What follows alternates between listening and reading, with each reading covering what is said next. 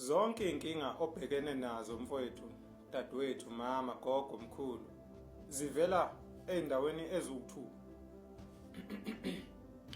Zonke nje inkinga obhekene nazo zivela from 2 places. Okay, asiqale la. Impilo iyodwa ke nje. Ihlukaniseke kabili. Kukhona the physical life and the metaphysical life. Kukhona impilo yasenyameni lesiphilayo njengoba siyabantu esiyibonayo. Siyabonana, siyahagana, sigibela ndawonye ematekisini, sisemsebenzini, siyadla. Leyo mpilo siyayibona. Khona izihlahla, khona ilanga, lempilo nje siphilayo. Bese kuba khona impilo esingakhona ukuyibona ngamehlo. Espiritual. Impilo ikhona, iya-exist. Ukuze siyibone leyo mpilo noma siconnect nayo, sicommunicate nayo, kuzomela understand metaphysics, izinto ezingabona, izinto zasemfihlakalweni. Impilo nje ihlukaniseke kabili. And ngokomthetho waka metaphysics,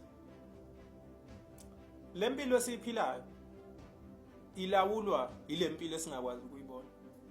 Ingakho kukhona abantu abanobizo.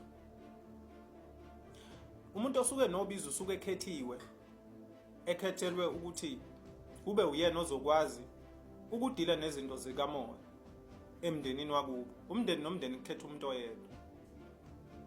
Uyabona? Sengithi ke kuweke umzima bempilo obhekene nabo. Angikhathali nganya kwethu ngisho wathi ubhekene nani empilweni. Ngisho wathi ubanjwe ukugula njengamanje. Ngisho wathi unamabhadi, ngisho wathi uzondwa abantu. Ngizoyibala nje zonke inkinga zikamoya. Ngisho wathi uwelwe ibhizinisi, ngisho wathi bakushaye ngelumbe, ngisho wathi ubhekene nenkinga yabathakade. Bayakuzonda abantu, umndeni ukujikele. Uyadivorsa, unebhadi kwezomjolo, bahlezi bedlala ngawe. You know? Uzuyayibona ngathi nje kulomhlaba nje uwedwa nje. Uyabona? You feeling very lonely. Unomunyu. You have suicidal thoughts. Angiphathi mawunesinyama, izinto zakho kuthiwa ivalekile, kuthiwa kunombango kini. Zonke inkinga zempilo mfowethu obhekene nazo zivela from lezi ndawo eziwu2 engisho. Two places ezibangela ukuthi sibhekane nenkinga zempilo esibhekene nazo. Njengamanje wonke futhi umuntu unenkinga. Njengoba ubuka le video nje unenkinga.